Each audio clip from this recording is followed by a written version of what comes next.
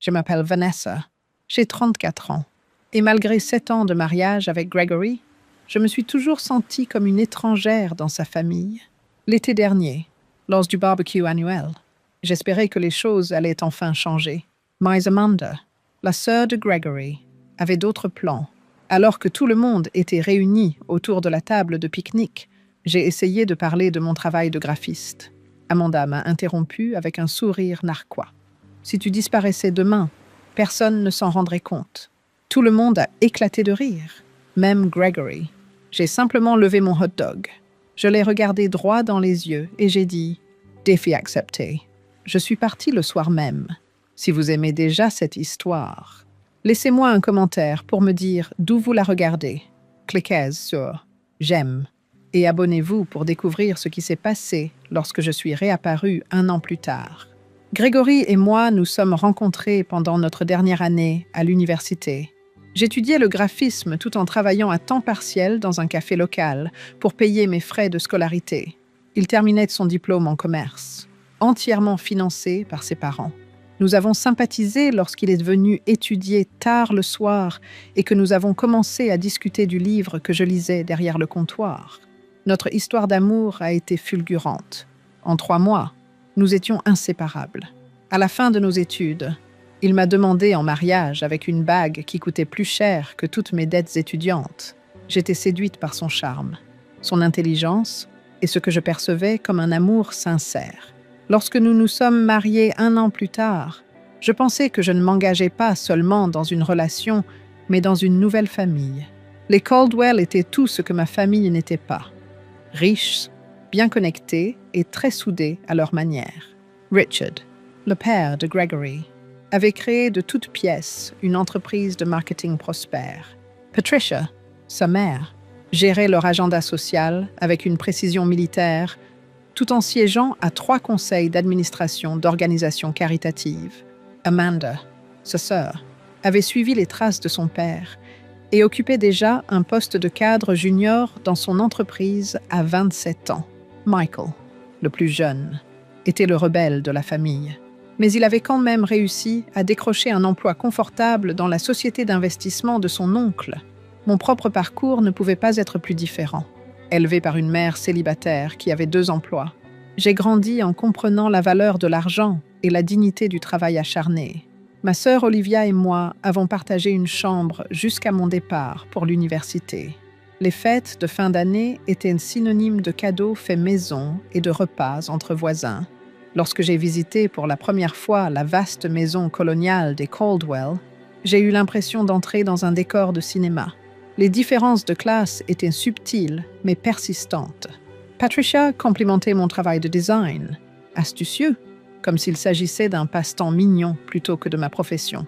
Richard m'expliquait les concepts de base du monde des affaires pendant le dîner, même si je dirigeais ma propre entreprise indépendante depuis des années avant de rencontrer Gregory. Amanda corrigeait aimablement ma prononciation des cépages ou des noms de créateurs. Toujours avec un sourire mielleux, ils veulent bien faire, disait Gregory chaque fois que je lui parlais de ses micro-agressions. Amanda essaie juste de t'aider à t'intégrer. C'est sa façon de montrer son amour. Mais l'amour d'Amanda ressemblait davantage à un poison lent lors de notre mariage. Elle a prononcé un discours en tant que demoiselle d'honneur, dans lequel elle a raconté plusieurs anecdotes sur les ex-petites amies de Gregory. Lorsque nous avons annoncé que nous achetions notre première maison, elle a remis en question le choix du quartier, se demandant s'il convenait vraiment à un Caldwell. Lorsque j'ai décroché un client important, elle s'est demandé à voix haute si j'avais été embauchée grâce aux relations familiales de Gregory. Malgré tout, j'ai essayé, mon Dieu, comme j'ai essayé. Je me suis portée volontaire pour les événements caritatifs de Patricia. J'ai recommandé des clients au cabinet de Richard et je me suis souvenue de l'anniversaire de tout le monde en offrant des cadeaux attentionnés. J'ai ri de leurs blagues. Même quand elles me blessaient, je m'habillais différemment pour les réunions de famille. J'ai adopté leur jargon et j'ai ravalé ma fierté de classe ouvrière lorsque la conversation portait sur les maisons de vacances et les internats. Pendant les premières années, j'ai continué mon activité de graphiste indépendante, me constituant une modeste clientèle et acquérant une certaine notoriété dans les cercles locaux. Puis Gregory s'est vu offrir la possibilité de développer son département s'il acceptait de voyager beaucoup, sans discussion. Il a été entendu que je réduirais mon activité pour m'occuper de notre foyer. Mon activité s'est réduite à quelques clients fidèles. Je me suis isolée de plus en plus. Mon univers se limitant à la présence intermittente de Gregory et au jugement de sa famille. Au printemps dernier, j'ai fait une fausse couche à 11 semaines. La douleur physique était atroce, mais les séquelles émotionnelles ont été pires. Gregory était à Chicago pour une conférence. Il m'a proposé de rentrer, mais il a semblé soulagé lorsque je lui ai dit que je pouvais m'en sortir. Patricia m'a envoyé des fleurs avec un mot disant « C'est peut-être mieux ainsi, jusqu'à ce que tu sois plus stable ». Amanda a suggéré que le stress lié au fait d'essayer de maintenir ta petite entreprise avait peut-être joué un rôle. Seule Olivia est venue passer une semaine avec moi, m'apportant de la soupe maison et restant à mes côtés pendant mes nuits passées à pleurer. Le contraste entre son attention sincère et la distance clinique de ma belle famille a brisé quelque chose de fondamental en moi, mais je l'ai enfoui au plus profond de moi. Une nouvelle déception à avaler pour préserver l'harmonie familiale. Au moment où le barbecue annuel de l'été arriva, j'étais une version amoindrie de moi-même. Mon travail de designer était devenu mécanique. Mes amitiés s'étaient atrophiées. Et mon mariage ressemblait de plus en plus à une performance. Pourtant, je m'accrochais à un fragile espoir que les choses pourraient s'améliorer. Que je pourrais, d'une manière ou d'une autre, gagner l'acceptation sincère de la famille dans laquelle j'avais été mariée 7 ans auparavant. Le barbecue estival des Caldwell était une institution dans le quartier. Patricia passait des semaines à planifier le menu.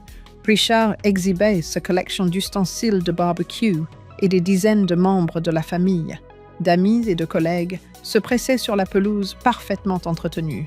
C'était l'événement où le statut familial était affiché et renforcé, où les loyautés étaient confirmées et les étrangers identifiés. Malgré mes années de mariage avec Gregory, je restais fermement dans la catégorie des étrangers.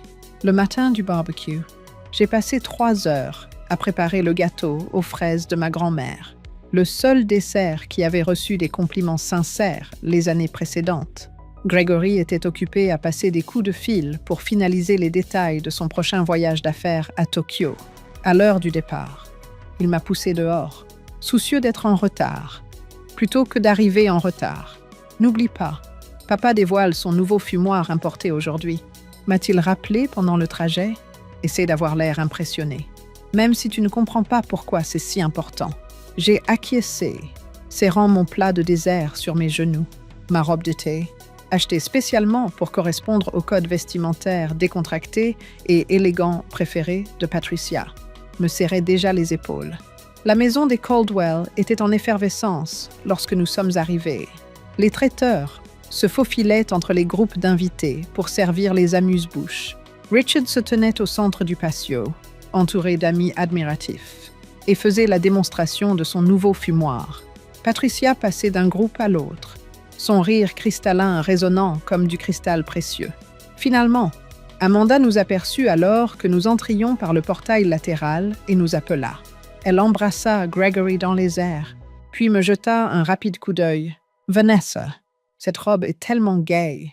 La cuisine est bondée, mais je suis sûre que tu trouveras un endroit où poser ton dessert. » Elle emmena Gregory avant que je puisse répondre, lui prenant le bras et se lançant dans une histoire sur sa rencontre avec son colocataire à l'université. Je restais seule, mon dessert à la main, cherchant un visage familier dans le jardin. Je me dirigeais vers la cuisine, où Patricia donnait des instructions précises au personnel de service. « Oh, Vanessa, ma chérie, » dit-elle en me remarquant dans l'embrasure de la porte. « Tu n'avais pas besoin d'apporter quoi que ce soit. Nous avons commandé les desserts à la pâtisserie. » Elle fit un vague geste en direction du garde-manger, mais c'est très gentil. « Tu peux le poser là pour l'instant. » Je posai mon shortcake sur une étagère déjà encombrée d'autres contributions des invités qui ne méritaient pas d'être exposées.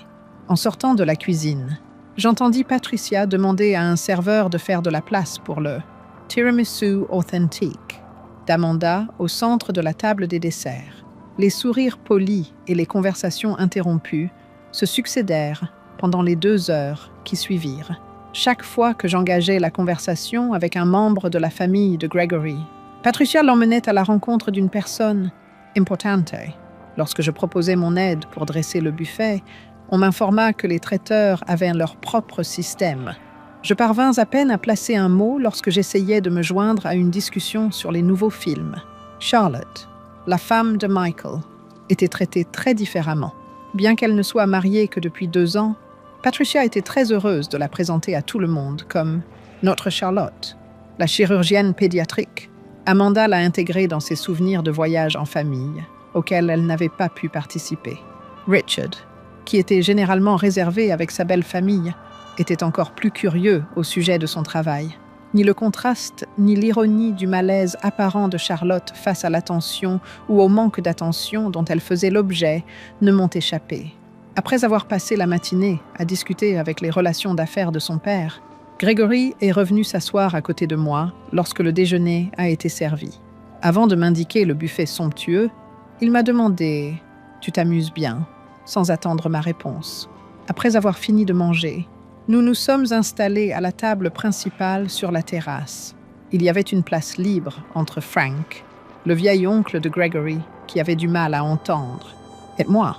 Et Amanda était encore en train de se servir, en face de moi. Gregory était déjà plongé dans une discussion avec Richard sur les règles de bienséance dans les affaires au Japon. Amanda finit par arriver, posa délicatement son assiette et attira immédiatement l'attention de tout le monde, en racontant qu'elle avait vu une célébrité à la salle de sport. Frank s'est même déplacé pour mieux l'entendre. Patricia rayonnait de joie et Charlotte posait les bonnes questions. J'ai vu ma chance lorsque les choses se sont un peu calmées. Je viens de terminer un projet de branding pour cette nouvelle boulangerie en centre-ville. Ai-je dit, c'est leur grande ouverture le week-end prochain, a répondu Amanda en plissant légèrement les yeux.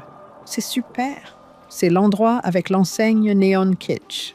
Je suis passée devant hier. L'enseigne est en fait inspirée du style vintage. Ai-je précisé? Les propriétaires voulaient rendre hommage à l'histoire du bâtiment, qui fut l'un des premiers. Personne ne remarquerait si vous disparaissiez demain, a interrompu Amanda avec un soupir dramatique. Cette conversation est tellement ennuyeuse. Tout le monde éclata de rire. Gregory sourit et prit son verre, tandis que Patricia gloussait derrière sa serviette et que Richard riait aux éclats, même s'il n'avait probablement pas entendu la remarque. Frank se joignit immédiatement à eux, comme une vague d'eau glacée. Le rire m'engloutit, me bouleversant profondément, en même temps que je me sentais absolument invisible. J'avais l'impression d'être hyper visible, même si mes mains étaient engourdies. Mon visage me brûlait. Toutes les petites choses qui s'étaient passées pendant 7 ans devinrent soudainement limpides. Je me retins de verser une larme, de laisser éclater mes émotions, ou de faire un spectacle qui aurait pu servir de preuve de mon instabilité émotionnelle. Au lieu de cela, je fis semblant de porter un toast en levant mon hot dog, regardai Amanda dans les yeux et dis sans équivoque « Défi accepté ». Un silence perplexe s'abattit momentanément sur la table. Le sourire d'Amanda s'est légèrement effacé. Gregory a jeté un coup d'œil dans notre direction, sentant que quelque chose avait changé, mais sans pouvoir mettre le doigt dessus. Juste au moment où l'instant allait passer, Patricia est lancée, qui est prêt pour que Richard découpe la poitrine de bœuf. Je suis restée en retrait pendant le reste de la journée. J'ai observé avec admiration la facilité avec laquelle ils évoluaient dans ce monde privilégié qui semblait leur appartenir, au milieu de sa famille. Gregory se fondait dans le décor et m'adressait de temps à autre un sourire distant. Chaque fois que quelqu'un parlait au-dessus de ma tête ou autour de moi, chaque fois que j'étais exclue, je le notais. Une petite voix en moi me disait « Tu mérites mieux que ça ». Et après des années de murmures silencieux, j'ai enfin prêté attention à elle. Ma décision était déjà prise lorsque nous avons fait nos valises pour partir. La seule question qui restait en suspens était de savoir comment passer à l'action. Le trajet du retour après le barbecue s'est déroulé dans un silence complet. Gregory parcourait sa boîte mail sur son téléphone et lisait à haute voix des passages de son voyage à Tokyo de temps à autre. Sous mon apparente sérénité, j'étais déjà occupée à faire des calculs en regardant par la fenêtre. Finalement, alors que nous arrivions dans notre allée, Il a semblé remarquer mon silence inhabituel. « Ça va, tu es absent depuis le déjeuner. » Ai-je dit après y avoir réfléchi sérieusement. « Tu as trouvé drôle la blague d'Amanda sur ma disparition » a demandé Gregory en détachant sa ceinture de sécurité. Il est sorti du véhicule, mettant ainsi fin à leur dispute. Ne recommence pas. Amanda était juste elle-même. Tu sais comment elle est lors des réunions de famille. Tu as ri.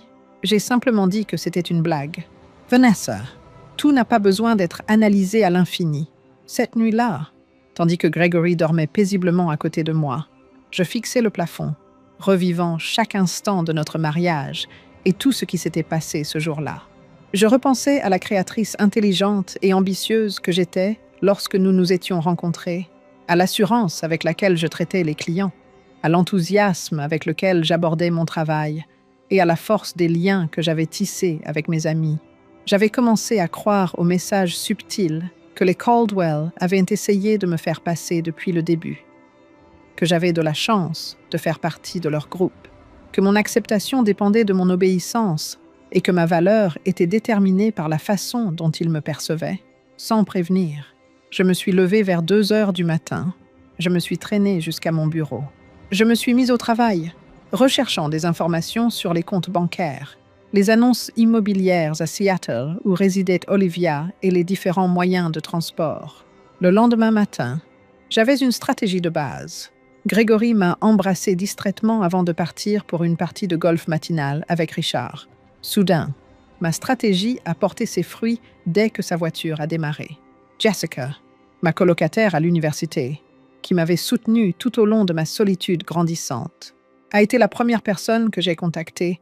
Quand elle m'a répondu, je lui ai dit « J'ai besoin d'un énorme service ». Elle m'a répondu sans hésiter « Je suis là ». Jessica est arrivée 2 heures plus tard, armée de café, de matériel d'emballage et d'un regard déterminé. Elle avait demandé de l'aide parce qu'elle quittait Gregory le jour même. Nous avons travaillé d'arrache-pied pour trier les affaires dont j'avais besoin de celles qui pouvaient être facilement remplacées. Mes outils de conception, mes vêtements, mes souvenirs précieux et mes documents personnels ont été traités en priorité. Jessica a proposé de garder tout ce qui ne rentrait pas dans sa voiture et a délicatement emballé un portrait encadré de ma mère et moi. Je me suis occupée de la répartition de l'argent pendant que Jessica triait les objets. Même si j'étais tentée, je me suis abstenue de transférer davantage de fonds de notre compte joint, exactement la moitié vers mon compte personnel. Chaque mois, je m'assurais de payer ma part des dépenses. Afin de transférer ou d'annuler les abonnements et les services, j'en ai dressé la liste en milieu d'après-midi. Ma voiture était remplie à ras-bord des choses les plus importantes de ma vie. Dès que Jessica m'a serré fermement dans ses bras, elle a sauté dans sa propre voiture. « Appelle-moi quand tu seras installée pour la nuit. Et Vanessa, je suis fière de toi. » J'ai écrit une lettre à Gregory alors que j'étais seule dans la maison que nous avions partagée pendant 5 ans. Mon explication était simple. J'avais besoin d'espace pour réfléchir à notre mariage. J'ai précisé que je n'avais pris que ce qui m'appartenait de droit et que ma contribution avait servi à payer des dettes antérieures. Pendant que je digérais mes émotions, j'ai demandé à avoir de l'espace et à ce que personne ne me touche. Je gardais secrète ma destination. J'ôtai mon alliance et la posai sur la lettre posée sur le comptoir de la cuisine. En guise de dernier geste affectueux, à côté, j'inscrivis la date et le lieu de manière professionnelle et joignis une copie de la terrible blague d'Amanda. Retranscrite mot pour mot. J'ai cédé à une pointe de nostalgie juste avant de partir. Sur la table de l'entrée, j'ai pris notre photo de mariage. On semblait débordé de joie et de potentiel. À ce moment-là, Gregory a écarquillé les yeux et a souri. Même si je me reconnaissais à peine, mon visage rayonnait d'optimisme et de confiance en moi. J'ai dit « Au revoir » in silence. J'ai remis le cadre à sa place et je suis sortie sans un mot. Alors que nous quittions notre banlieue, j'étais à la fois anxieuse et excitée. À chaque kilomètre, ma poitrine se libérait un peu plus. Après des années d'efforts, je pouvais enfin respirer en entrant dans un autre état, à l'aide de la carte de crédit que j'avais gardée à part pendant tout notre mariage. J'ai réservé une chambre dans un motel bon marché pour la nuit. La chambre était sans charme comparée au logement luxueux auquel les Caldwell étaient habitués. Elle était simple mais propre. J'ai mis mon téléphone en mode silencieux une fois que Jessica et Olivia m'ont confirmé que j'étais bien arrivée. Si Gregory était déjà rentré à la maison, il aurait découvert mon mot et le placard vide. Cette idée me procurait un étrange sentiment d'engourdissement, plutôt que de bonheur ou de honte. Je dormis plus profondément que je ne l'avais fait depuis des mois, blotti sous des couvertures inconnues dans la solitude de la chambre de motel. Lorsque je jetai un coup d'œil à mon téléphone le lendemain matin, je vis une avalanche de SMS. L'évolution des messages de Gregory, confusion, frustration, inquiétude, puis colère, était exactement celle à laquelle je m'attendais. « Où es-tu? Appelle-moi. » C'est ridicule. Rentre à la maison pour qu'on puisse parler. Ta mère s'inquiète. Au moins dis-lui que tu vas bien. Tu es incroyablement égoïste en ce moment. J'ai un voyage à Tokyo dans 3 jours. Très bien. Prends ton espace. On en parlera à mon retour. Il n'a fait aucune allusion à la blague d'Amanda ou à la sienne. Il a complètement ignoré mes tentatives pour lui expliquer mon éventuel départ, pour rassurer ma mère et lui demander un peu d'espace. Je lui ai envoyé un court SMS. J'ai ensuite repris mes recherches pour trouver un logement à Seattle pour une durée plus longue, en éteignant à nouveau mon téléphone et en allumant mon ordinateur portable. La tâche avait été convenue. La prochaine étape difficile consistait à dissoudre l'illusion de mon identité en tant qu'épouse de Gregory Caldwell, ce qui signifiait disparaître physiquement et mentalement.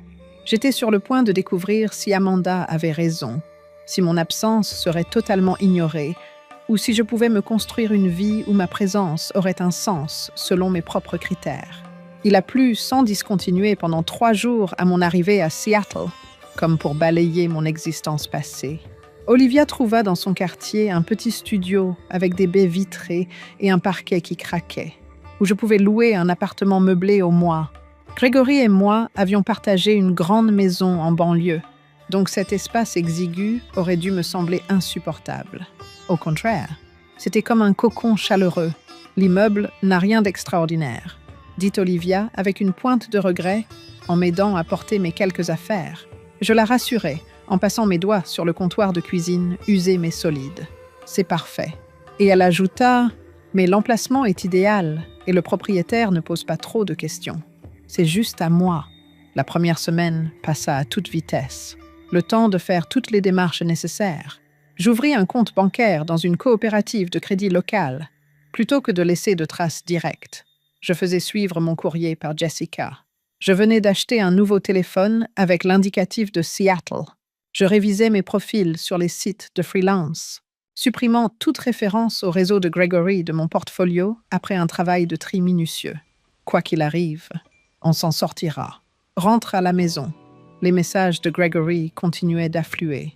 Passant de la colère à la négociation, je restais silencieuse, non par méchanceté, mais simplement pour me protéger. Chaque fois que je pensais à répondre, les souvenirs des rires autour de la table de pique-nique, des années de dévalorisation progressive et de perte de confiance en moi me revenaient à l'esprit. La famille, c'est tout. On ne choisit pas qui reste et qui part. Amanda a annoncé mon départ il y a 2 semaines dans une story Instagram passive-agressive qui regorgeait d'émojis affectueux provenant de différentes relations des Caldwell. La mère de Gregory a appelé ma mère et afin de s'inquiéter tout en cherchant à obtenir des détails. Charlotte, la femme de Michael, m'a envoyé un SMS pour se présenter. Si jamais tu as besoin de parler, je suis là. Je n'ai répondu à aucun de ces messages. Je devais d'abord reconstruire ma vie.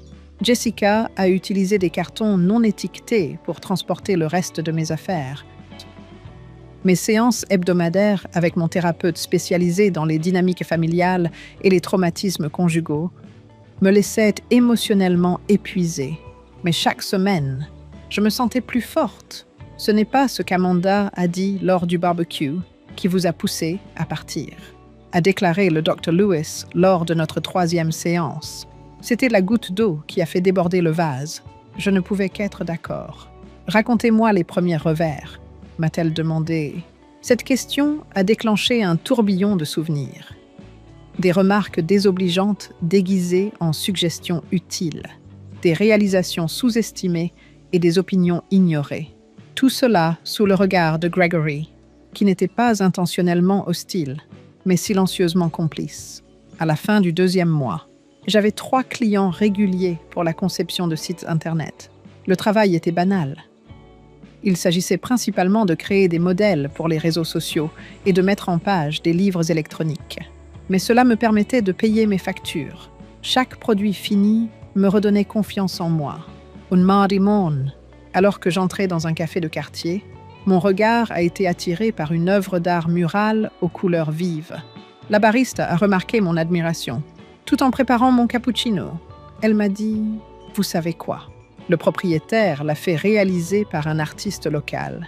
1 heure plus tard, je me suis retrouvée assise avec Eleanor Marshall, la propriétaire, une femme d'une 50aine d'années, aux cheveux striés d'argent et au comportement incroyablement rafraîchissant et honnête. Elle cherche quelqu'un pour refondre nos menus et nos supports promotionnels. En fait, en jetant mon portfolio sur ma tablette, elle m'a dit « Je me fiche de votre CV. Montrez-moi votre travail personnel, ce que vous faites, parce que vous ne pouvez pas vous en empêcher. » Après un moment d'hésitation, j'ai ouvert un dossier que je n'avais pas touché depuis des années. Il contenait mes propres créations. Elles étaient excentriques, parfois irréalistes, mais elles étaient indéniablement miennes. Eleanor les a examinées en silence, s'attardant parfois sur certains détails. « Vous vous êtes caché », a-t-elle fini par remarquer. Le regard perçante. « Elles sont excellentes, exceptionnellement, mais sont-elles récentes ?» J'ai avoué. Cette question apparemment anodine m'a frappée de plein fouet. Pourquoi pas, après des années à dire. Je n'ai pas fait ce genre de travail depuis des années.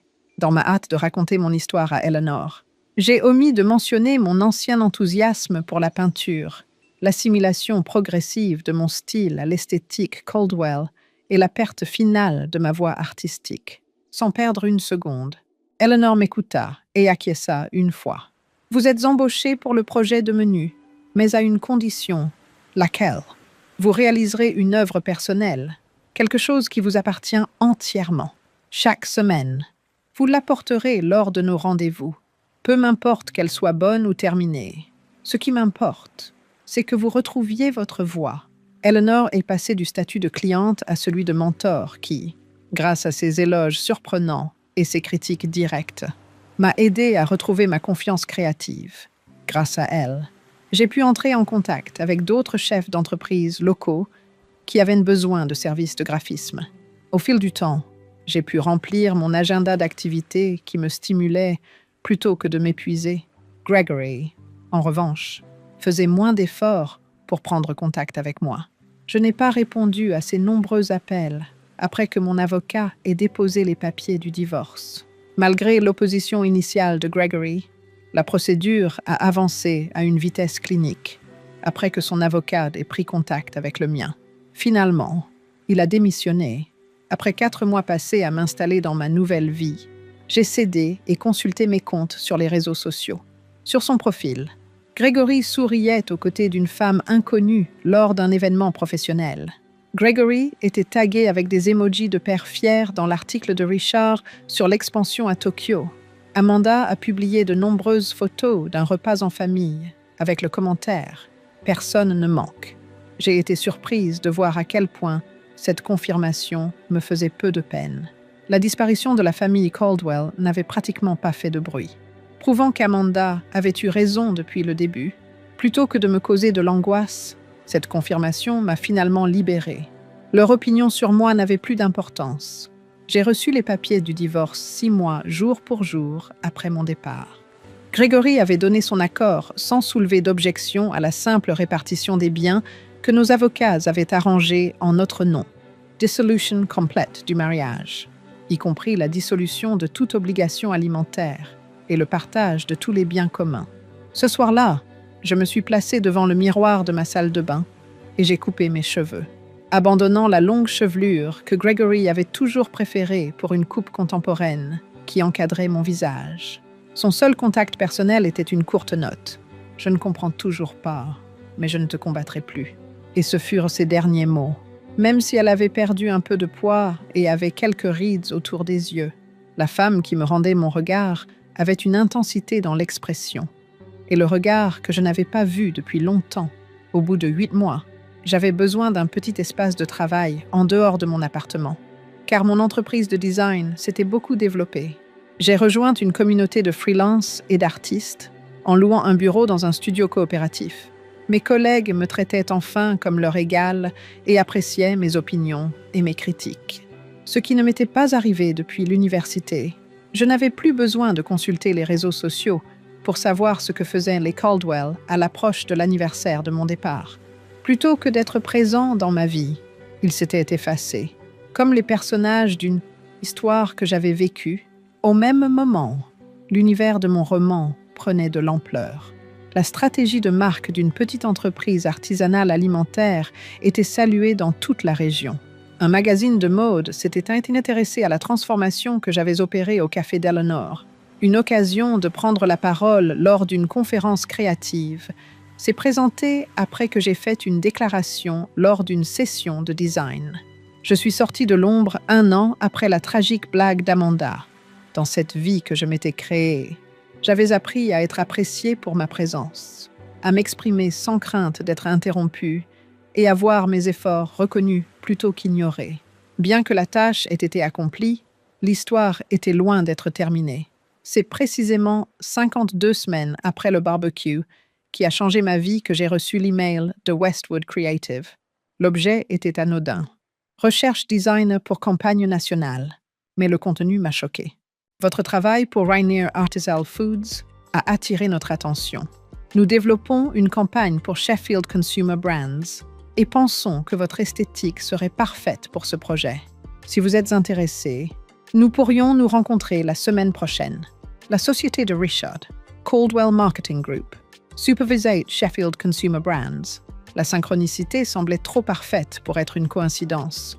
J'ai contacté Eleanor, qui était devenue ma confidente au cours des 12 derniers mois.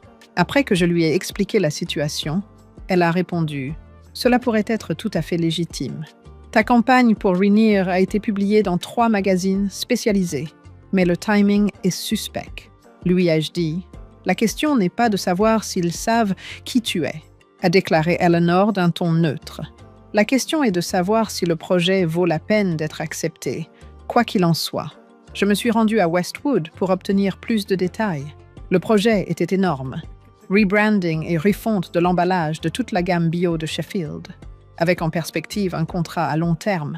Le budget proposé était 2 fois plus important que tout ce que j'avais traité depuis la création de mon entreprise à Seattle. Après 3 jours de réflexion, j'ai accepté le premier rendez-vous. Plutôt que de me demander si tout cela était un complot des Caldwell, j'ai décidé d'affronter la situation de front. Même si c'était vrai, je ne voulais pas laisser mon passé m'empêcher de poursuivre mes rêves. Thomas, le directeur artistique de Westwood, n'a rien laissé paraître lors de notre première rencontre qui puisse indiquer qu'il était au courant de mes antécédents avec les Caldwell. Avec un professionnalisme sans faille, nous avons passé en revue les idées de design, le calendrier prévu et les détails financiers, en réponse à ma question sur l'implication du client. Il m'a simplement répondu que les responsables de Sheffield examineraient les étapes importantes chez Beach. Je me suis engagée dans le projet en définissant des paramètres spécifiques pour la communication et la validation des éléments. Tout s'est bien passé pendant 3 semaines. Le calendrier est resté le même et mes premiers dessins ont été bien accueillis. Le nom de Caldwell n'apparaissait dans aucune communication. Puis, le bruit a couru que Sheffield Consumer Brands allait présenter sa nouvelle gamme bio lors du gala annuel Marketing Innovation Gala. Le gala était un événement majeur dans le secteur et, en tant que designer principal, j'ai été vivement encouragée à y assister. C'était exactement ce dont j'avais besoin pour relancer ma carrière. Les Caldwell, quant à eux, ne manquaient jamais ce genre d'événement. Selon Richard, ces événements de réseautage étaient essentiels à la pérennité de l'entreprise familiale, et Gregory avait toujours suivi ses moindres désirs. « Vous avez 3 options », m'a dit mon thérapeute lors de notre séance de la semaine suivante. Refusez d'y assister et risquez de limiter votre évolution professionnelle. Y assister et d'essayer d'éviter les Caldwell ce qui pourrait s'avérer stressant et finalement inutile, ou y assister et vous préparer à interagir avec eux selon vos propres conditions. « Que feriez-vous » ai-je demandé. Le Dr. Lewis a esquissé un petit sourire. En sortant de son bureau, la question restait en suspens. Je suis plus intéressée par ce que ferait Vanessa aujourd'hui que par ce qu'aurait fait Vanessa il y a 1 an. Si Vanessa de l'année dernière avait été là, elle aurait été trop nerveuse pour y aller ou aurait choisi de rester chez elle pour éviter les remarques cinglantes d'Amanda et l'acceptation conditionnelle de Patricia. Mais cette personne n'était plus moi. Pour confirmer ma présence, j'ai contacté Thomas dès le lendemain matin.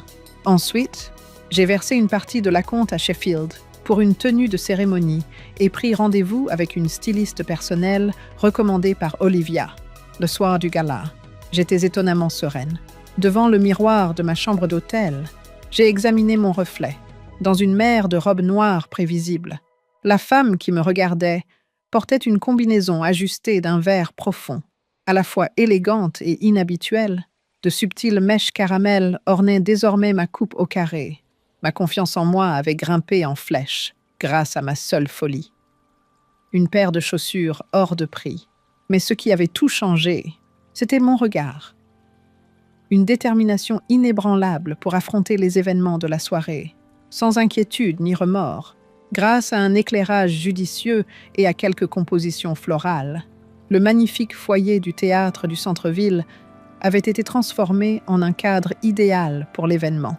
J'ai pris mon badge et ma boisson préférée auprès du serveur qui circulait dans la salle pendant que je m'inscrivais à l'accueil. Alors que j'allais prendre une autre gorgée, Thomas est apparu à mes côtés et m'a présenté à un groupe de personnalités influentes du monde des affaires. J'ai réussi à obtenir leur carte de visite pendant que nous discutions des nouvelles tendances démographiques dans le secteur et des prochaines tendances en matière de design. Mes réflexions ont été accueillies par des hochements de tête approbateurs, plutôt que par des refus polis, et je me suis surprise à parler avec une autorité naturelle. Au bout de 40 minutes, j'étais en pleine discussion avec un rédacteur en chef de magazine lorsque j'ai senti l'atmosphère changer dans la salle. Quelques secondes plus tard, le rire tonitruant de Richard m'a indiqué que les Caldwell étaient bien arrivés. Je n'avais donc pas besoin de me retourner.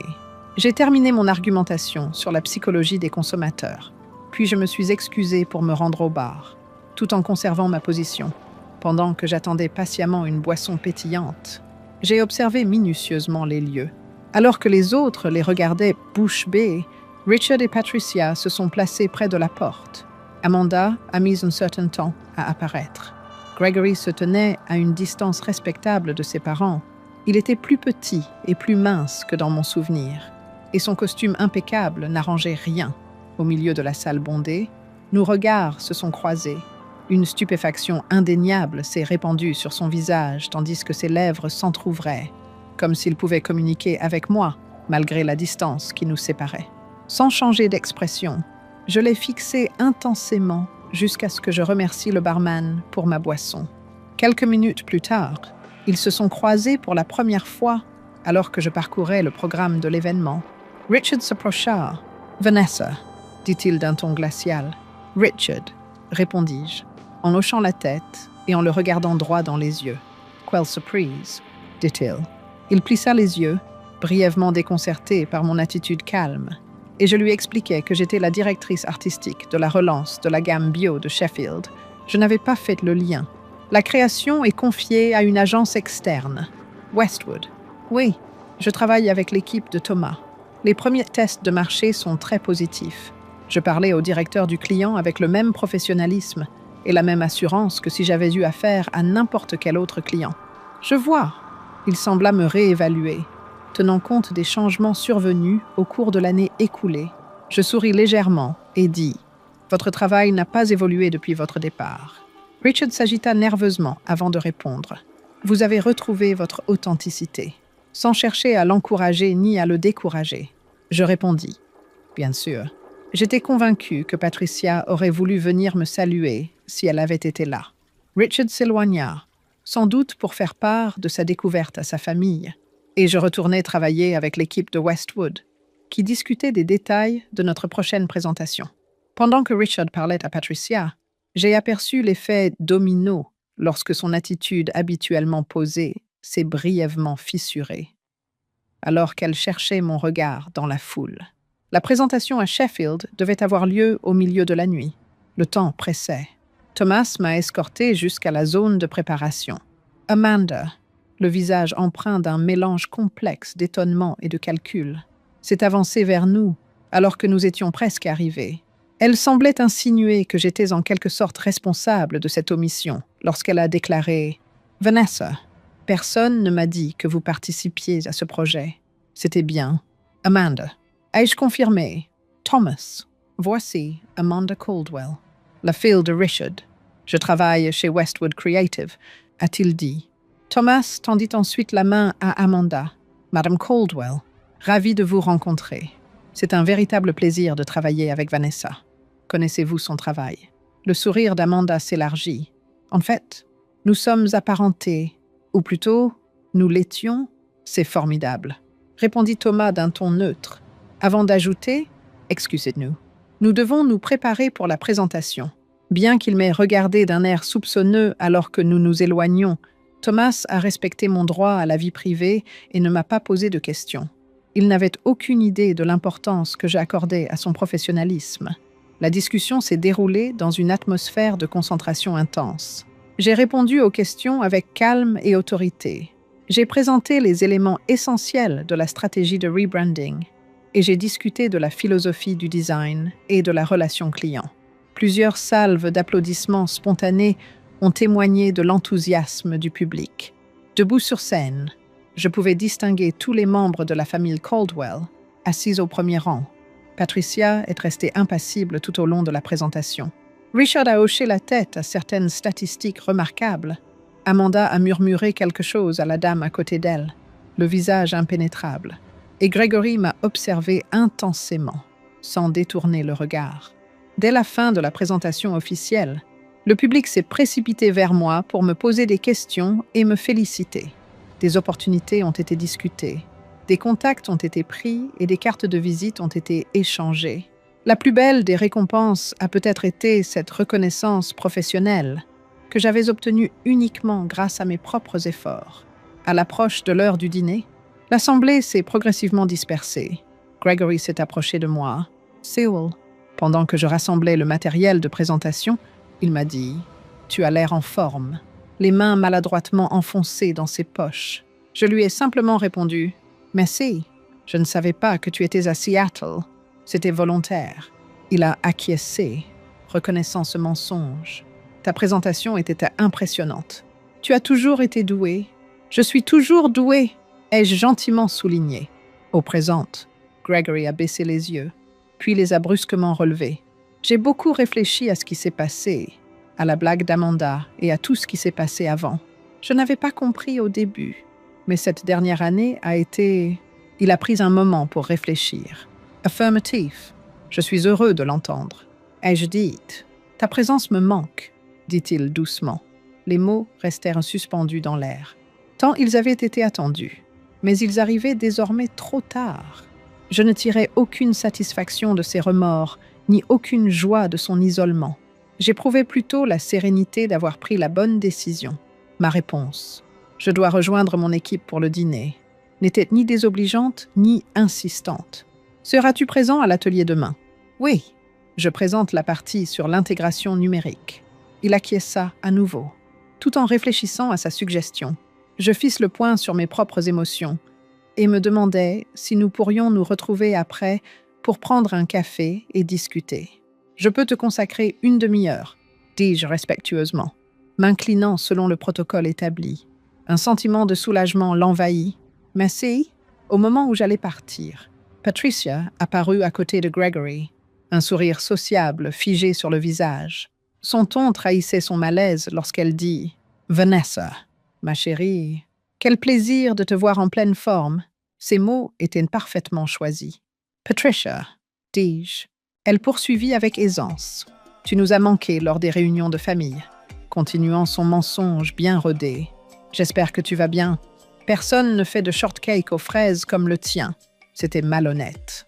Mais l'ancienne Vanessa aurait mordu à l'hameçon. La nouvelle Vanessa refusa de céder. C'est intéressant.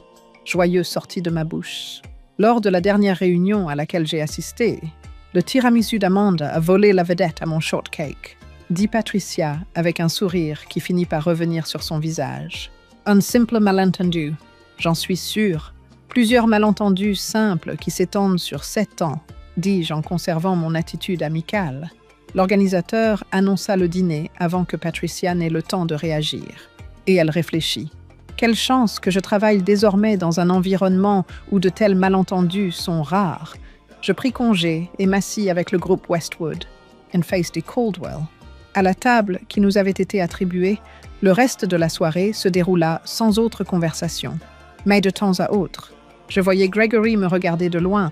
J'ai décliné l'invitation de l'équipe à prendre un verre après l'événement, car j'avais davantage envie de rentrer à mon hôtel pour me reposer, dans le calme de ma chambre. J'ai retiré mes chaussures de luxe et je me suis approchée de la fenêtre pour contempler la métropole scintillante en contrebas. Après des mois d'appréhension, la rencontre avait enfin eu lieu et j'en ressortais non pas épuisée, mais revigorée. J'avais affronté les Caldwell en tant que professionnelle respectée et non en tant qu'étrangère maladroite. Si vous disparaissiez demain, personne ne le remarquerait, m'avait lancé Amanda. Et cela m'avait poussé non seulement à partir, mais aussi à renaître. J'étais devenue plus visible dans mon propre monde, après avoir disparu du leur, ce qui était le comble de l'ironie. Le lendemain du gala, un rayon de soleil inattendu traversait les rideaux de ma chambre d'hôtel. J'ai soigneusement préparé ma tenue pour l'atelier de ce jour-là, en veillant à ce qu'elle soit à la fois décontractée et confortable. Et j'ai revu mes documents de présentation en buvant un café commandé au room service. La session marketing à Sheffield s'est déroulée dans le centre de conférence de l'hôtel, plus petit et plus intime que la salle de gala de la veille. Alors que j'installais mon matériel sur la table des présentateurs, j'ai entendu Richard et Thomas discuter sérieusement près du snack bar. Richard acquiesçait ou désignait les produits exposés de temps à autre, donnant à leur conversation un ton professionnel mais détendu, lentement mais sûrement. Les invités sont arrivés, se mêlant autour des viennoiseries et du café tout en se dirigeant vers leur place. Alors que je terminais de parcourir les diapositives de ma présentation, Amanda est entrée et a balayé la pièce du regard jusqu'à ce qu'elle arrive à moi. Elle s'est approchée, tenant peut-être sa tasse de café un peu trop fermement. Après une petite pause, elle m'a dit poliment « Bonjour », d'un ton assez neutre. « Thomas parle en très bons termes de votre travail. Thomas est un excellent directeur créatif. » Lui ai-je répondu.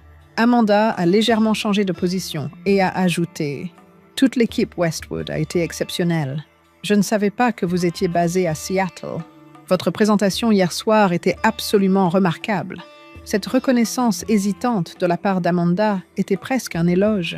Je l'ai remerciée poliment, sans réagir de manière excessive, ni ignorer son compliment. Mon père envisage de rapatrier tout le compte Sheffield en interne après cette campagne, a-t-elle poursuivi en me regardant attentivement. Il a été impressionné par la direction prise. J'ai tout de suite compris le message sous-jacent. Mon poste serait supprimé ou transféré au personnel interne de Caldwell si Sheffield signait un contrat en tant que client direct. J'ai rapidement étouffé la flamme de l'incertitude qui s'était ravivée. Ce serait la prérogative de Richard. En tant que société mère de Sheffield, répondis-je avec la même mesure. D'un autre côté, il existe des exigences contractuelles très spécifiques concernant l'attribution de la créativité chez Westwood. Thomas veille avec le plus grand soin à protéger le travail de ses designers. Amanda serra les mâchoires de manière presque imperceptible. La modératrice du programme fit signe à tout le monde de s'asseoir avant qu'elle ne puisse répondre. Après nous être quittés autour de hot dogs et de blagues un peu crues, notre conversation a pris une tournure beaucoup plus professionnelle lorsque nous avons échangé nos impressions sur nos travaux respectifs. Les présentations sur les données démographiques des consommateurs et les études de marché ont permis aux sessions du matin de se dérouler sans encombre. J'avais prévu de parler de mes idées sur l'intégration numérique juste avant le déjeuner, en montant sur scène. J'ai vu Gregory se faufiler discrètement vers le fond de la salle, manifestement calculant son arrivée pour qu'elle coïncide avec ma présentation. J'ai présenté mon exposé avec assurance et compétence, mettant en lumière la manière dont les emballages utilisaient des éléments de réalité augmentée et s'intégraient dans un environnement numérique plus large. La séance de questions-réponses qui a suivi a été marquée par une participation active et un débat constructif. J'ai fourni des repères précis, convenus au préalable avec l'équipe de Sheffield, en réponse à la question de Richard sur les délais de mise en œuvre. Gregory s'apprêtait à me rejoindre pour le déjeuner lorsqu'un cadre de Sheffield l'a arrêté pour lui poser des questions urgentes. Comme j'avais besoin de m'éloigner un instant de l'attraction gravitationnelle de Caldwell, j'ai profité de l'occasion pour sortir prendre l'air. Le jardin intérieur de l'hôtel était un havre de paix. Patricia est apparue sur le trottoir au moment où je m'asseyais, et son regard m'a donné l'impression que notre rencontre était plus que fortuite. En s'asseyant à côté de moi sans y être invitée, elle fit remarquer que j'avais un timing impeccable pour m'échapper et lissa sa jupe. « Je préfère dire que je sais reconnaître quand j'ai besoin d'espace », répondis-je. Patricia m'examina avec un regain d'intérêt. « Tu as changé. Je suis redevenue celle que j'étais avant d'essayer de m'intégrer dans des espaces qui n'étaient pas faits pour moi, » répondis-je. Elle soupira légèrement. « Les familles sont compliquées. Vanessa, surtout celles qui sont bien établies comme la nôtre, il y a des attentes, des traditions, des façons de faire qui ont toujours existé. Je le sais bien.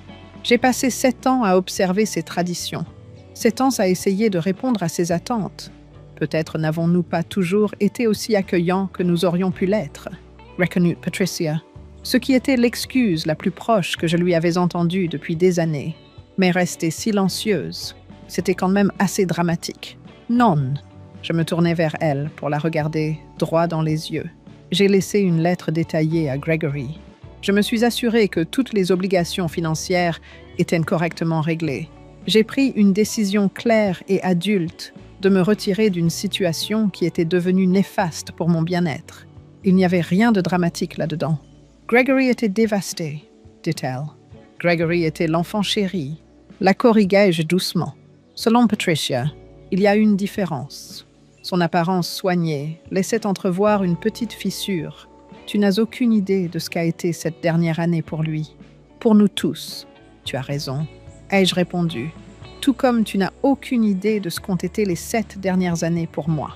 Je rompis le silence gênant qui s'était installé entre nous. Mais je veux que vous sachiez que je ne suis pas ici pour comparer nos souffrances. Ce n'est pas ma motivation. Je suis ici parce que mes compétences sont précieuses pour la campagne de Sheffield, dit-elle avec un changement d'expression qui n'était pas exactement du respect, mais peut-être une prise de conscience plus subtile. Je répondis par un sourire en coin, déterminé.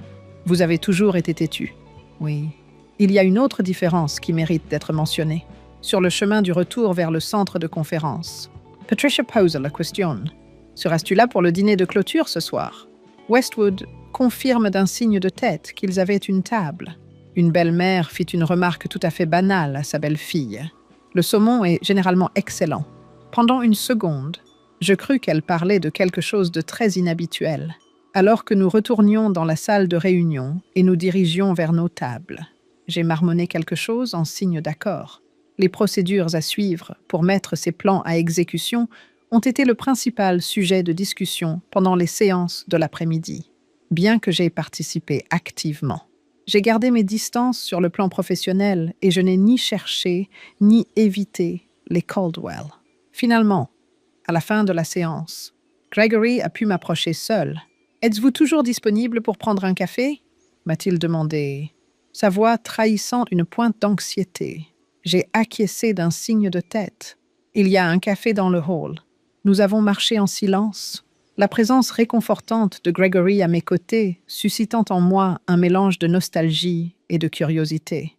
L'atmosphère inconfortable n'a fait qu'empirer une fois que nous nous sommes assis et que nos boissons sont arrivées. Son americano habituel et mon latte, que j'avais commandé sans dire un mot. Finalement, il proposa Seattle comme lieu possible. Comme on me l'avait dit, j'acquiesçais d'un signe de tête. Gregory toucha le bord de sa tasse et dit « La communauté créative est très accueillante. Je suis en thérapie depuis ton départ. Papa pensait que ce n'était pas nécessaire, mais Il leva les yeux au ciel. Gregory avait toujours considéré la thérapie comme « payer quelqu'un pour vous dire ce que vous voulez entendre ». Alors quand il a ajouté « ça m'a aidé, j'ai été prise de court, je suis contente ». Ai-je répondu avec sincérité.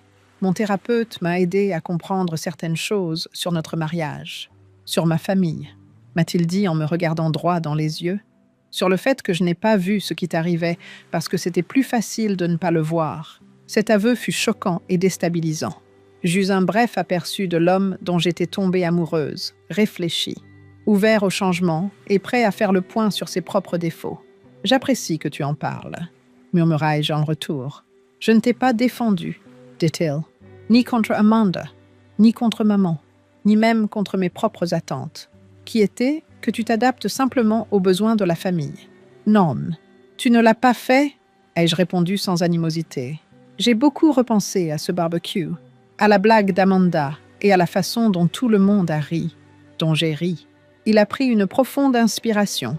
Je n'arrête pas de repenser à ce que tu as dit. Défi accepté. J'étais confus à ce moment-là. Mais maintenant, je comprends que tu déclarais en fait ton indépendance vis-à-vis de nous tous. Sa voix était empreinte de respect et de remords. Ma demi-heure était écoulée. Mais nous avons continué à discuter pendant plus d'1 heure. Pendant mon absence, Gregory m'avait raconté comment les choses avaient changé dans la famille. Amanda était plus critique envers sa nouvelle compagne. Patricia était plus autoritaire lors des réunions de famille. Et Richard était déçu que Gregory ait refusé une promotion qui l'aurait obligé à déménager. Je vois tout différemment, a-t-il observé, comme si quelqu'un avait réglé le contraste d'une photo que j'ai regardée toute ma vie. Alors que nos tasses de café étaient vides, nous savions tous les deux qu'il était temps de mettre fin à notre conversation. Gregory a finalement posé la question que j'attendais, alors que nous étions prêts à partir. Y a-t-il une chance pour nous? Pas tout de suite. Mais à terme, j'ai regardé son visage, qui avait été mon univers pendant si longtemps. Le lien était rompu, non seulement par la blague d'Amanda ou mon départ, mais aussi par l'année qui avait suivi, même si je ressentais encore de la sympathie, de la compassion et un soupçon de mon ancien désir. Je lui ai dit doucement, « Je crois que nous avions tous les deux besoin de devenir des personnes différentes. Et j'aime la personne que je suis en train de devenir. » Il a acquiescé, faisant preuve d'une grande élégance en acceptant cette réalité. « Tu as toujours été plus forte que je ne le pensais. Nous l'étions tous les deux, » répondis-je. « Tu avais juste besoin de circonstances différentes pour le découvrir. » Nous nous sommes dit au revoir avec une brève étreinte qui semblait être un véritable adieu. Je lui ai souhaité bonne chance alors qu'il s'éloignait, espérant qu'il se construirait une vie qui lui appartiendrait vraiment et qui ne serait pas simplement le prolongement de l'héritage des Caldwell. Alors que je récupérais mon portfolio dans la salle de réunion, une dernière rencontre m'a pris au dépourvu. Amanda entra au moment où j'allais partir. Sa démarche délibérée, donnant l'impression qu'elle attendait cette occasion pour me trouver seule. Sans se présenter, elle ajouta « J'ai besoin de vous demander quelque chose, et j'apprécierais une réponse honnête. » J'acquiesçai, toujours intriguée. Ma véritable réponse fut « Non ». Il voulait en savoir si j'avais accepté cette mission en sachant qu'elle avait un lien avec notre famille. J'ai appris le lien entre Sheffield et Caldwell lorsque j'ai accepté l'offre de Westwood. À ce moment-là, le contrat était déjà signé. Ai-je répondu? Et elle m'a regardé comme pour évaluer la véracité de mes propos. Et vous n'avez pas pensé à vous récuser une fois que vous l'avez su. Pourquoi l'aurais-je fait? Ai-je demandé sans hésiter. Je suis extrêmement douée dans mon travail. Amanda, ce projet avait besoin de quelqu'un qui avait exactement mes compétences et ma sensibilité esthétique. Le fait que l'entreprise de votre famille puisse finalement bénéficier de mon travail est accessoire par rapport à mes obligations professionnelles. Sa ténacité me fit sourire lorsqu'elle dit « C'est donc une simple coïncidence si, exactement 1 an après votre disparition, vous réapparaissez pour travailler sur un projet lié à nous. La vie est rarement aussi symétrique. » Mais oui, en gros, je ne crois pas aux coïncidences aussi commodes, dit-elle. Quelle autre explication pourrait-il y avoir, demandai-je, que j'ai orchestré un plan élaboré pendant 1 an en me construisant une toute nouvelle carrière dans une autre ville. en établissant des relations avec des agences sans aucun lien avec votre famille. Tout cela pour aboutir à ce projet précis. Cela reviendrait à vous accorder beaucoup plus de place dans mes pensées que ce n'est le cas en réalité. Cette évaluation sans détour était évidente. Quand Amanda a réalisé qu'elle n'avait peut-être pas joué un rôle majeur dans mes choix, elle a cligné des yeux. Peut-être pour la première fois.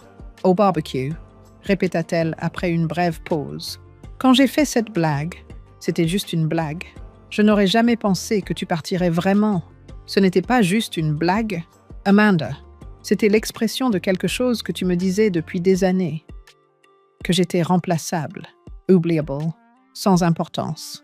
Je gardais un ton conversationnel plutôt qu'accusateur. Et tu avais en partie raison. En ce qui concernait ta famille, j'étais tout cela. Mais j'ai dû apprendre qu'il y a des situations où je ne le suis pas. Le comportement habituellement posé d'Amanda vacilla brièvement, laissant apparaître une qualité inhabituelle, le doute. Gregory n'est plus le même depuis que vous êtes parti, dit-il. Gregory est en train de trouver sa voie, répondis-je. Et il n'y a aucune chance de réconciliation. La personne qui posait la question semblait plus préoccupée par les affaires familiales que par Gregory ou moi personnellement. Nous nous sommes réconciliés de la seule manière qui compte. Ajoutai-je. Nous avons tous deux reconnu la vérité de notre mariage et trouvé la paix avec sa fin. Amanda accepta cette conclusion en acquiesçant lentement, en sortant. Elle s'arrêta à la porte. Votre présentation d'hier était vraiment très bonne. Je l'aurais dit quelle que soit votre identité. Cette reconnaissance professionnelle provoqua un changement radical chez Amanda. Je la remerciai sincèrement, sans prendre sa remarque pour acquise ni minimiser son importance. Je ressentais une légèreté inhabituelle en quittant l'hôtel pour me préparer au dîner de clôture de la soirée. Le fait d'avoir traité chaque membre de la famille Caldwell individuellement m'avait aidé à passer du statut d'étranger maladroit de l'année dernière à celui de professionnel sûr de lui et fixant des limites claires. Ma famille, autrefois si dominante, me semblait soudain raisonnable et équilibrée, comme n'importe quel autre groupe d'individus, complexe et limité. Tout s'est déroulé de manière étonnamment harmonieuse pendant le dernier repas de la soirée. Le fait d'être assis à des tables différentes a permis de créer un espace naturel entre les Caldwell et l'équipe de Westwood, sans que cela soit ouvertement hostile. Richard s'est montré très poli lorsque je lui ai présenté comme le créateur de la brillante nouvelle image de marque de Sheffield grâce à mes contacts dans le secteur. J'ai accepté avec plaisir le compliment de Patricia sur ma tenue lorsque nous nous sommes croisés par hasard au buffet des desserts. Mais surtout, j'ai pris conscience de ce que cela représentait. Une reconnaissance publique et professionnelle qui aurait été inimaginable il y a un an. Amanda ayant intégré l'une de mes créations dans sa présentation sur les tendances marketing à venir, avec la mention correcte. À la fin de la soirée, plusieurs clients potentiels et moi-même avons échangé nos coordonnées. Thomas et moi avons finalisé les prochaines étapes. Et j'ai pris congé de mes collègues du secteur. Gregory est venu rapidement me saluer, et ses vœux sincères pour un bon voyage et bonne chance étaient tout ce dont j'avais besoin. En sortant de la salle, j'ai été envahi par un profond sentiment de soulagement et de satisfaction. Je me sentais plutôt calme et comblé, sachant que j'avais repris le contrôle de ma vie et de ma carrière. Je n'accordais plus aux Caldwell l'attention qu'ils méritaient. Ils n'étaient plus que des amis de longue date. Si tu disparaissais demain, personne ne le remarquerait. N'était pas seulement accepté, mais surpassé dans le défi lancé par Amanda.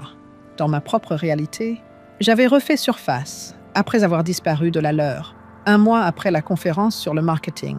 Je m'assis en face d'Eleanor à notre table habituelle dans son café.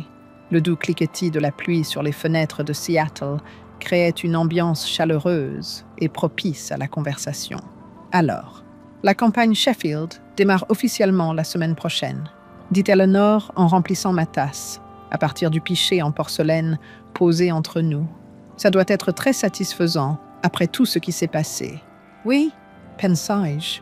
Thomas a appelé hier pour dire que les premières réactions des détaillants ont été extrêmement positives. Ils discutent déjà de l'extension de la nouvelle image de marque à d'autres gammes de produits. Et le contact avec Caldwell, demandai-je. intriguée. Les relations sont devenues cordiales sur le plan professionnel. Le directeur marketing de Richard m'a contacté pour évoquer une éventuelle collaboration sur de futurs projets, dans le cadre de contrats clairs et en bonne et due forme. Je n'ai pas encore décidé si j'allais donner suite. C'est une sacrée évolution, dit Eleanor, de paria de la famille à professionnel recherché. La vie est parfois faite de symétries intéressantes, répondis-je avec un léger sourire. Le fait est que j'avais atteint un tournant professionnel avec la mission à Sheffield. D'autres clients potentiels ont remarqué la publicité grâce à sa visibilité. Au lieu de compromis édulcorés, mon portfolio comprenait désormais des travaux qui reflétaient véritablement ma voix en tant que designer. Par-dessus tout, je m'étais assuré d'aborder chaque opportunité avec assurance et en fixant des limites claires. Le divorce s'était étonnamment bien passé.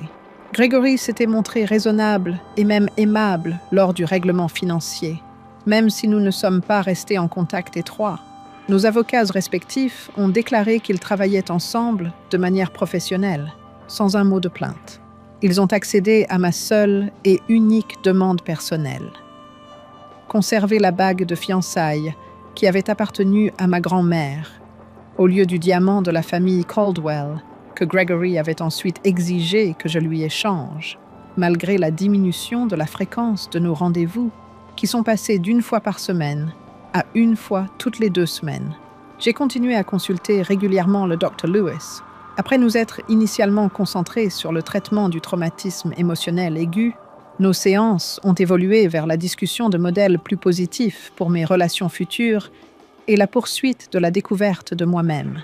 Ce qui est intéressant dans la guérison, m'avait dit le Dr. Lewis lors de notre dernière séance, c'est qu'il s'agit rarement d'un retour à l'état antérieur.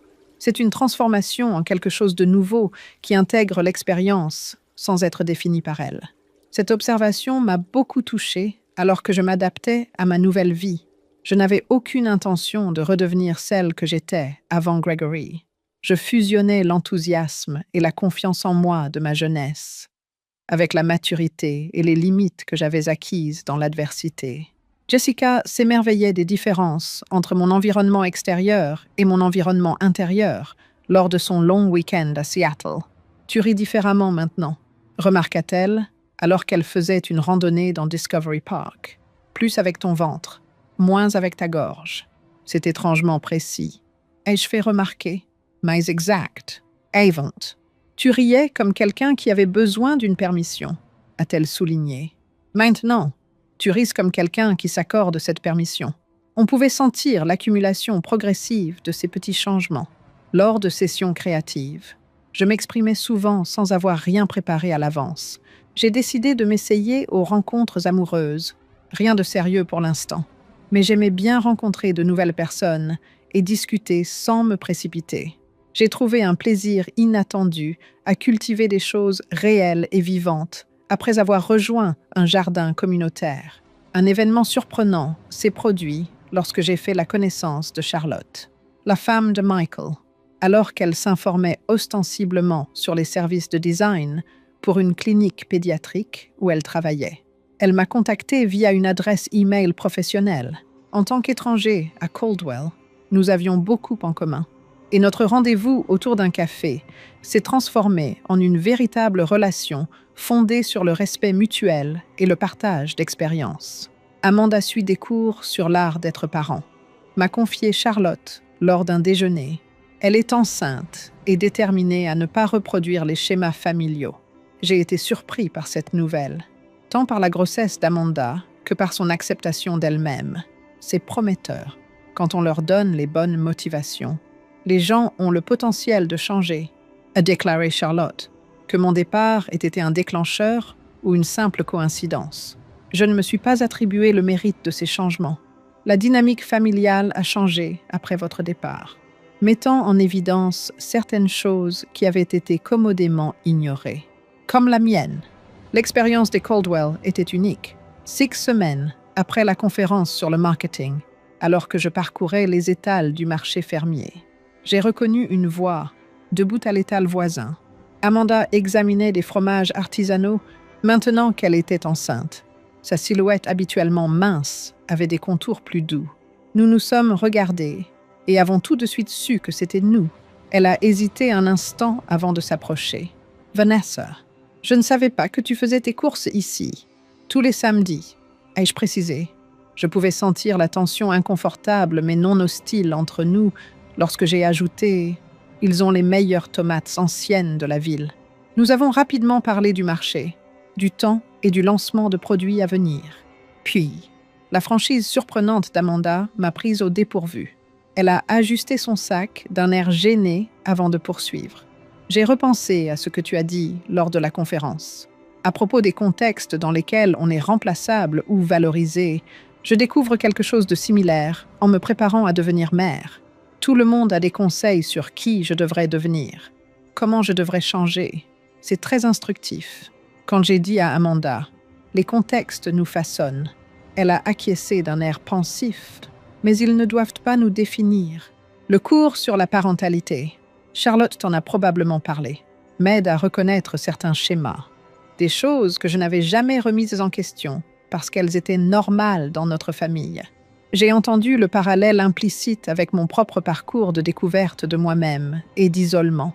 La conscience de soi est un outil puissant. Ai-je dit « Oui ». Après un moment d'hésitation, elle a poursuivi avec une sensibilité inhabituelle. Je ne veux pas que mon enfant ait jamais l'impression qu'il doit disparaître pour être vu.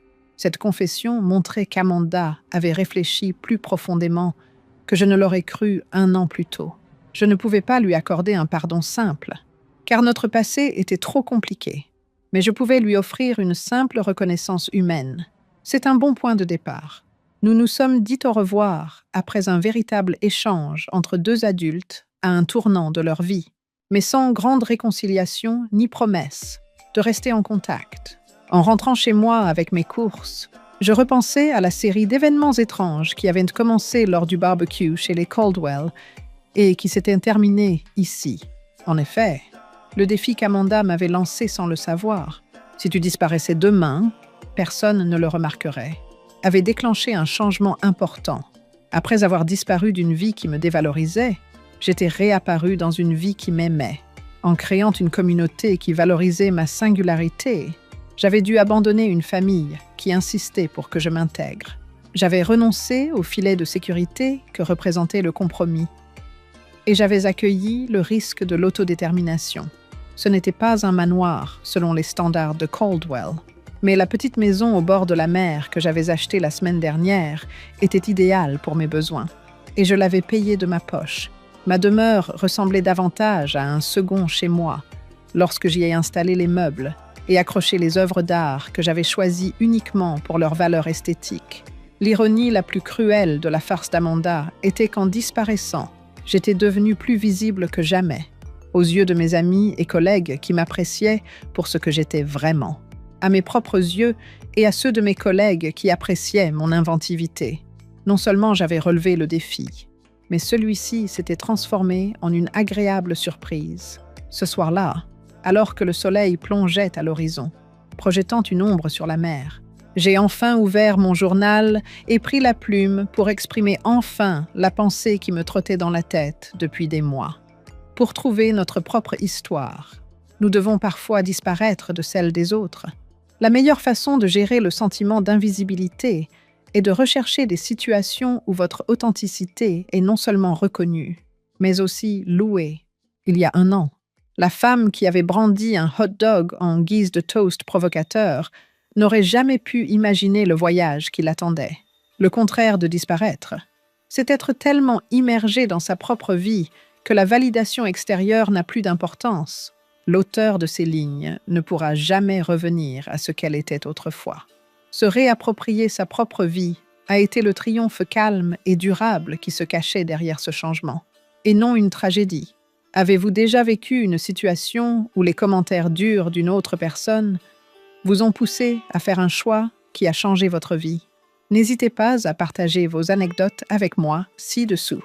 N'hésitez pas à aimer, vous abonner et partager cet article avec toute personne qui pourrait bénéficier de savoir que parfois, la chose la plus difficile à faire est de s'éloigner lorsque cela nous touche de près. Votre valeur n'est jamais jugée par ceux qui choisissent de l'ignorer. Je vous remercie d'avoir pris le temps d'écouter mon histoire.